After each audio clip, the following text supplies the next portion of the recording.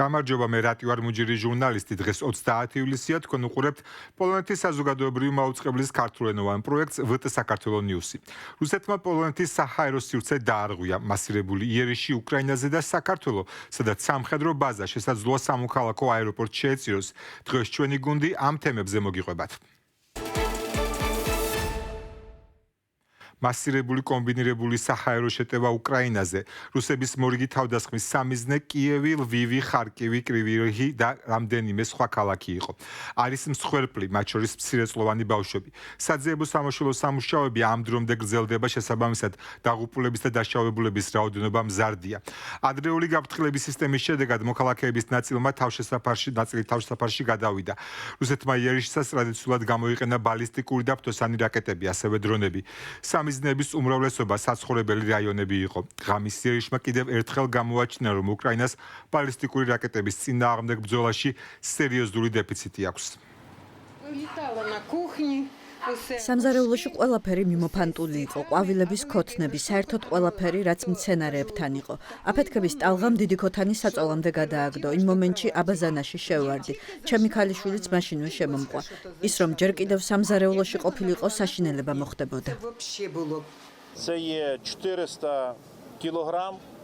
რაკეტის საბრძოლო ნაწილი დაახლოებით 400 კილოგრამს იწონის.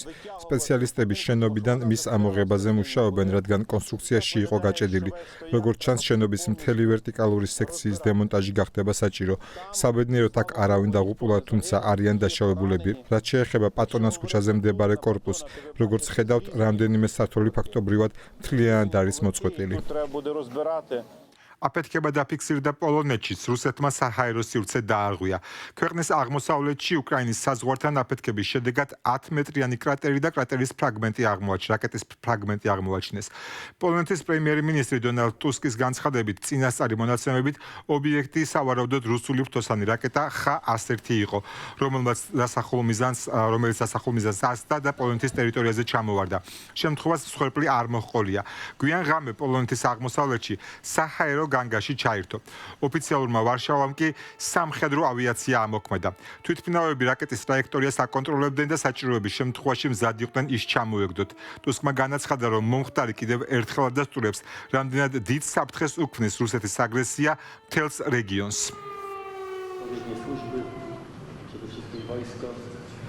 უშუალო საფრთხე არ არსებობდა, რადგან რაკეტა დაუსახლებელ ტერიტორიაზე ჩამოვარდა. ინფორმაცია ნათელია, საჭიროების შემთხვევაში თუ ის ფრენას გააგრძელებდა, მზად ვიყავით მის ჩამოსაგდებად. რა თქმა უნდა, ჯერ ნაადრევია ამ ინციდენტის ყველა გარემოების შესახებ დეტალური დასკვნის გაკეთება. ყველა არსებული მტკიცებულება მიუთითებს, რომ საქმე გვაქვს რუსულ X-101 ტიპის რაკეტასთან, თუმცა გამოძიების საბოლოო შედეგების წინასწარ გამოცხადება არ გვსურს. გვინდა 100%-ით დარწმუნებული ვიყოთ, რა ტიპის რაკეტა იყო, ვინ გაუშვა. კრატერის საბრძოლო ნაწილის აფეთქებამ გამოიწვია თუ თავად რაკეტის დაცემამ. უკრაინულმა გამანადგურებლებმა პოლონეთის საზღვრამდე იფრინეს, რათა პოლონეთის მიმართულებით მოძრავი რაკეტების შეჩერება და განეიტრალება ეცადათ. ეს კიდევ ერთხელ აჩვენებს, რამდენად მნიშვნელოვანია ჩვენი თანამშრომლობა მოკავშირეებთან. უკრაინა კი თავის მხრივ აგრძელებს საშუალო და შორი რაოდიუსის იერიშებს რუსეთის სიღრმეში. სამიზნე უკვე ტრადიციულად ონლაინ ვაჭრობის ქსელი Wildberries-ის საწყობები და ენერგო ობიექტებია. ამჯერად უკრაინული დრონები ქალაქ პენზამდე მიფრინდნენ. პარალელურად იერიში მიიტანეს რიაზანის ნავთობგადამამუშავებელ ქარხანაზე. რუსული მხარის ინფორმაციით ორივე ობიექტზე ხანძარი გაჩნდა, ხოლო საწყობში მუშაობა დროებით შეჩერდა. ბოლო კვირების განმავლობაში კიევი რეგულარულად აცხადებს, რომ რუსეთის სამხედრო და ენერგეტიკულ ინფრასტრუქტურაზე ზუსტი დარტყმებით ზეწოლას აძლიერებს. საჰაერო იერიშების პარალელურად ფრონტი ფაქტობრივად უცვლელია. უკრაინელები აგრძელებენ პრაქტიკულად მთელი ხაზის დაცვას, თუმცა რუსებს გარკვეული წინსვლა აქვთ კონსტანტინოვკის მიმართულებაზე. ოკუპირებული დონეცკის ეგრეთ წოდებულმა უზენაესმა სასამართლომ კი საქართველოს მოქალაქე კახაბერ ამირანაშვილს უკრაინის მხარეს ბრძოლისთვის დაუსწრებლად 13 წლითა და 6 თვით თავისუფლების აღკვეთა მიუსაჯა. ინფორმაციას რუსული მედია ავრცელებს. ეგრეთ წოდებული სასამართლოს გადაწყვეტილებით სასჯელი მკაცრი რეჟიმის კოლონიაში უნდა მოიხადოს. ამავე ცნობით საქართველოს მოქალაქეზე საერთაშორისო ძებნაც გამოცხადდა. როცა რეგიონში უსაფრთხოების ასეთი გარემოა, თბილისის დაცვის ერთ-ერთი მთავარი ინფრასტრუქტურა შეიძლება მოიშალოს. საუბარია ვაზიანის ერთიან სამხედრო ინფრასტრუქტურაზე, რომელიც ბრიგადას, სარდლობას, აეროდრომს, ტანკოდრომს და სხვა ნაწილებს აერთიანებს. ქართული ოცნება ვაზიანში სამოქალაქო აეროპორტის აშენებას გეგმავს. ინტერესი უკვე გამოხატა ჩანგის აეროპორტების მმართველმა გუნდმა. რაბედიელის სამხედრო ინფრასტრუქტურასთან ჩატარებულია თუ არა შესაბამისი კვლევები, ამ კითხვებით შესაბამის უწყებებს მიმართეთ, თუმცა პასუხი არაა. სალომე ბოკუჩავას დეტალები. მე თავად ვესწრებოდი მთავრობის ხდომას, როდესაც ვიყავი უშიშროების საბჭოს დივნის მოადგილე, ჯერ კიდევ პრემიერ კვირიკაშვილის დროს, როდესაც პირველად გახმოვანდა აეროპორტის აშენების ინიციატივა ვაზიანის ტერიტორიაზე. პირველად იდეა ვაზიანის სამხედრო პოლიგონთან ახლოს სამოქალაქო აეროდრომი აშენებულიყო პრემიერ გიორგი კვირიკაშვილის დროს გაჩნდა, მაგრამ არ შესრულებულა, რადგან პრიორიტეტად სამხედრო აეროდრომი განიხილებოდა.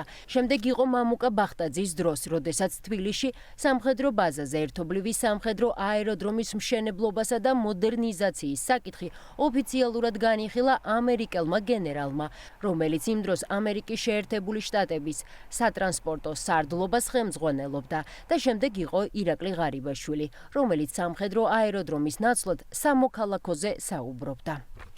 როდესაც ირაკლი ღარიბაშვილმა წამოწია ეს საკითხი მისი პრემიერობის დროს, თავად დავიბარე ჯვანშერ ბურჭულაძე, როგორც თავდაცვის მინისტრი, თავდაცვის კომიტეტის ხდომაზე და უსი კითხვები, რამდენად შეუქმნიდა საფრთხეს სამოქალაქო აეროპორტი სამხედრო პოლიგონის არსებობას. ვაზიანის ტერიტორიაზე აეროპორტის აშენება გამოიწვევდა ვაზიანის პოლიგონის სიკვდილს. ვაზიანი 1942 წელს აშენდა და დღემდე ითვლება რომის ყველაზე მნიშვნელოვანი ინფრასტრუქტურაა თბილისის დასაცავად. მის სიახლოვეს ახლა საერთაშორისო სტანდარტების სამოქალაქო აეროპორტის აშენების იდეა დღის წესრიგში კიდევ ერთხელ ირაკლი კობახიძის პრემიერობის დროს დადგა.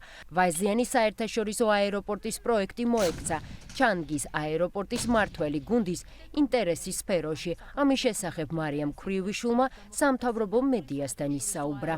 ვაზიანის საერთაშორისო აეროპორტის პროექტი მოექცა ჩანგის მმართველი გუნდის ინტერესის სფეროში და მათ ფაქტობრივად შეხვედრის მსვლელობისას დაგვიდასტურეს ძალიან დიდი ინტერესი, რომ მიიღონ მონაწილეობა იმ ტენდერში, რომელსაც საქართველოს მთავრობა გამოაცხადებს. საზოგადოებრივ მაუწყებელს ტელეიმედს და რუსთავიორს არ უკითხავს და არც რეპორტაჟში უთქვამთ, შესაძლოა თუ არა სამხედრო პოლიგონის სიახლოვეს საერთაშორისო აეროპორტის აშენება. დაეყრდნო თუ არა პროექტი რაიმე სახის კვლევას და ვინ მონაწილეობდა მასში. მოუწევს თუ არა თავდაცვის სამინისტროს უძველესი და მაღალი სტანდარტის პოლიგონი საქართველოს სხვა კუთხეში გადაიტანოს, ან არსებულ სამხედრო ბაზას მიუერთოს და რა თანხებთან არის ეს დაკავშირებული. ამ კითხვებით მივმართეთ ეკონომიკის სამინისტროს, მაგრამ ამ დრომდე პასუხი არ დაბრუნებულა. ვაზიანის ტერიტორიაზე აეროდრომში განთავსებული ნატო საქართველოს ცენტრის გარდა არსებობს სატანკო პოლიგონი, საარტილერიო პოლიგონი, 2 ბრიგადა, აღმოსავლეთ სარდლობა და კიდევ რამდენიმე სამხედრო ობიექტი. ვაზიანის საწვრთნელ ბაზაზე ჯერ კიდევ შევარდნაძის დროს ყველაზე მეტი ინვესტიცია იდებოდა. შედეგად კი საჭიროების შემთხვევაში ვაზიანი თბილისის დაცვის მთავარ გარანტად იქცა. კითხეთ გენერალური შტაბის ყოფილ უფროს გენერალ-მაიორ კაპანაძეს, რატომ არის ზემოთ ჩამოთვლილი შეუთავსებელი სამოქალაქო აეროპორტთან. აქ დგება უსაფრთხოების ძალიან მნიშვნელოვანი საკითხი. ჯერ ერთი ის კავშირების რადიოკავშირები, რადიოსიხშირეები, რომელიც იქნება დაკავებული.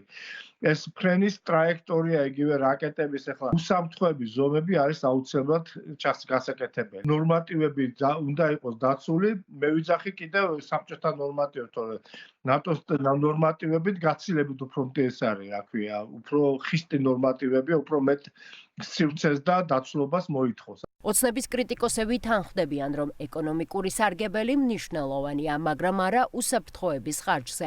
უშიშროების საბჭოს უფროსის ყოფილი მოადგილე გვეუბნება, რომ ოცნება ვაზიანის საწვრთნელი ბაზის სიახლოვეს აეროპორტის შენებით რუსეთის დაკვეთას ასრულებს. პოლიტიკური დღის წესრიგით არის ნაკარნახები და ეს პოლიტიკური დღის წესრიგი მხოლოდ ემსახურება რუსეთის ინტერესს ქვეყნის თავდაცვის მთავრობის შესუსტების ჭრილში. ვაზიანი მოქმედი საერთაშორისო აეროპორტისგან 12 კილომეტრში მდებარეობს. მიმდინარეობს მისი გაფართოება, სადაც მილიონობით ინვესტიცია იდება. ფულის ხარჯვის პარალელურად ახლის მშენებლობა იგეგმება. ვაზიანის აეროპორტის მშენებლობის დასრულების შემდეგ ძველი ფუნქციონირებას შეაჩერებს. საქართველოში სულ 4 სამხედრო პოლიგონი არსებობდა. ყულევი, რომელიც ნავთობ ტერმინალს დაეთმო. გონიო, რომელშიც არაბული ინვესტიცია ჩაიდო. ახლა საფრთხე ვაზიანის პოლიგონს ემუქრება. სამხედრო სფეროს წარმომადგენლები არ გამორიცხავენ, რომ დედაქალაქის მთავარი ფარი ჩამოიშალოს და ახალ ქალაქში ორფოლოს პოლიგონს შეუერთდეს. ახლა კი დღის სხვა თემები. თბილისში კიდევ ერთი ორგანიზაცია დარეგისტრირდა, რომელსაც ეგრეთ წოდებული ეროვნული ფასეულობების დასაცავად აპირებს მუშაობას. ისინი საკანონმდებლო ინიციატივების მომზადებას აპირებენ. ეს ამ კვირაში მსგავსი შინაარსის მეორე ორგანიზაცია, რაც ნიშნავს ეს ქართულ რეალობაში და რატომ გახდა მათი დაფუძნების საჭიროება, ამაზე საუბარს ფილოსოფოს ლევან ღამბაშიძესთან გავაგზავნებ. ლევან, გამარჯობა, მადლობა თქვენი დროისთვის.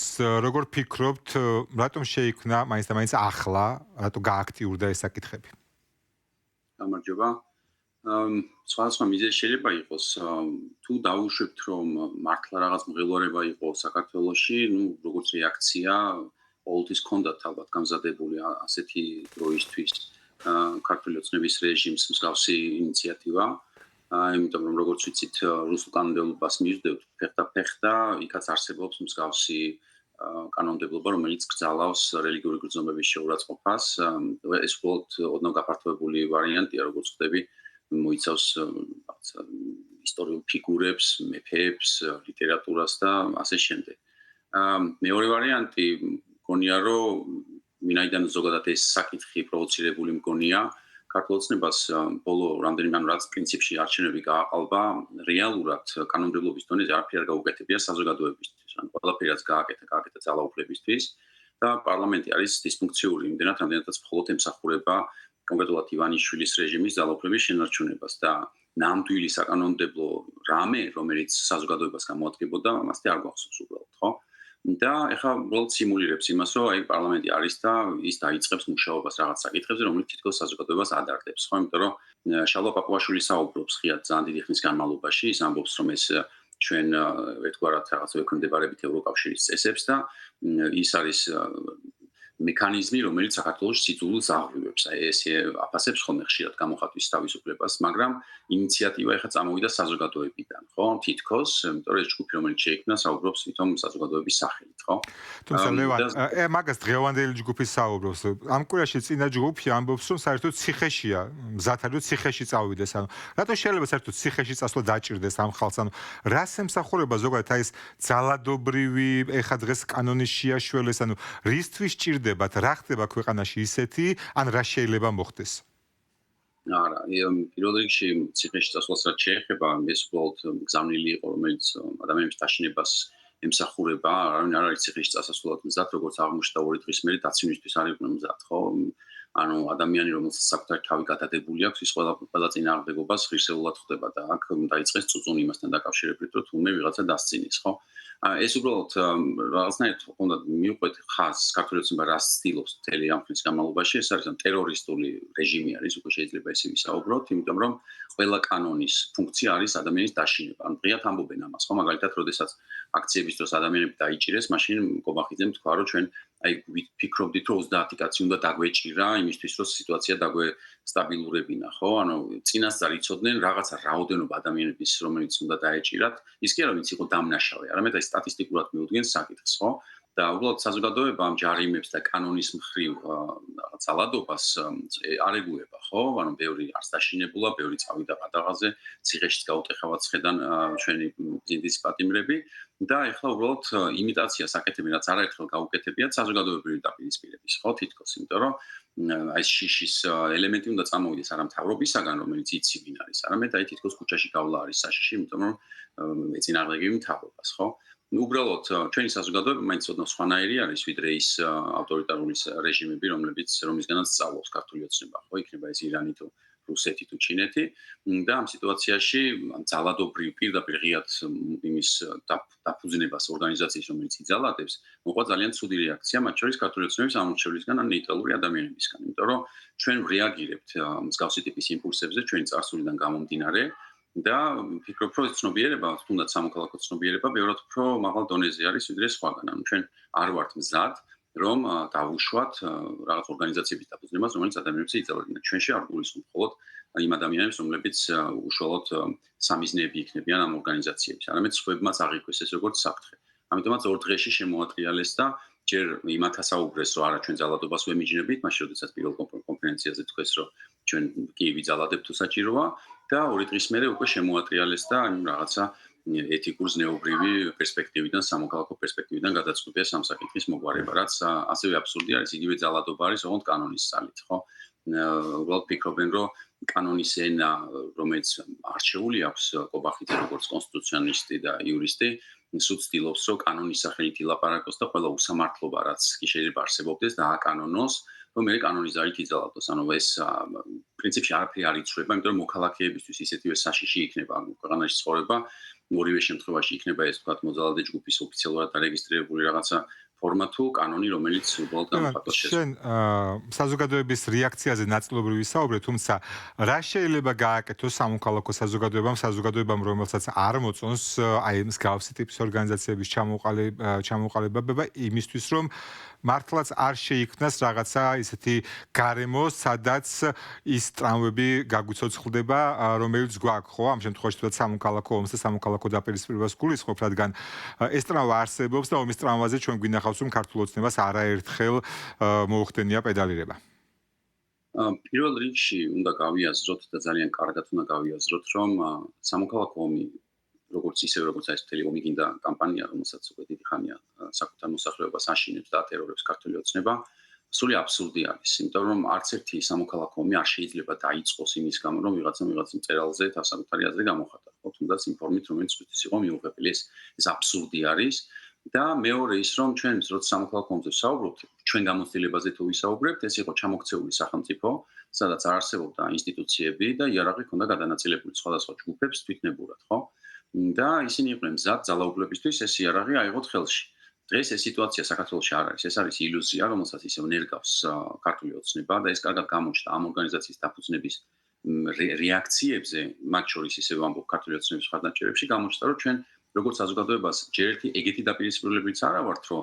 ვიღაცამ ლეგიტიმაცია მიცეს ჯგუფებს რომ კი ბატონო იძალადეთ იმიტომ რომ ჩვენი ხალხი არ გვიყვარს ხო იმიტომ რომ პატარა საზოგადოება გადაჯაჭვულები ვართ და პლუს გამოცდილების თვალსაზრისით ჩვენ ამაზე უარი გვაქვს ნათქვამი ხო ჩვენ გვჭირდება სამართლებრივი სახელმწიფო მათ შორის ქართული ოცნების ამორჩელებსაც და უბრალოდ ისე ვიძახი რომ აი ეს ომის კამპანიის მსგავსად არის საფრთხობელა სამოქალაქო ომი მათ შორის რომელიც ამ ჩვენ ტრავმებს აღვივებს რაც უნდა გავაკეთოთ არის ის რომ ცადოთ არ შევხედოთ ამას როგორც მათი ენით არ ვილაპარაკოთ არ აღწეროთ ეს ყველაფერი როგორც სამოქალაქო დაპირისპირება იმიტომ რომ რეალურად საქართველოს ჩვენ როგორც მოქალაქეებს ერთმანეთთან გასაყოფი არაფერი არ აქვს და არც ვართ ესეთი დაპირისპირებულები რომ არ არსებობს ქვეყანაში იარაღი რომელიც საკმარისი იქნებოდა სამოქალაქო დაპირისპირების აი მაგდონემდე ასაწევად ხო იარაღი არის სახელმწიფო ხო და შესაბამისად თუ ვინმე შეძლებს მსგავსი ტიპის რამის გაკეთებას არის ეს სახელმწიფო და მაგაზე უნდა სამოქალაქო ნაცვლად უფრო გენოციდი თუ შეიძლება რომ მოხდეს აქ, ოღონდ ისევ რეჟიმის მხრიდან ჩვენს მიმართ.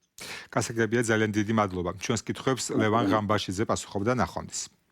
ჩვენ კი ამ თემაზე საუბარს გავაგრძელებთ, დავაკვირდებით ამ თემას.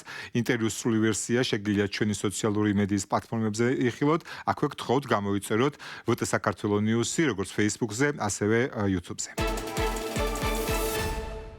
დღეისთვის სულ ეს იყო. ჩვენ გავაგრძელებთ მუშაობას, რომ თქვენამდე მოვიტანოთ თავისუფალი სიტყვა, თავისუფალი ევროპიდან, თავისუფალი საქართველოსთვის.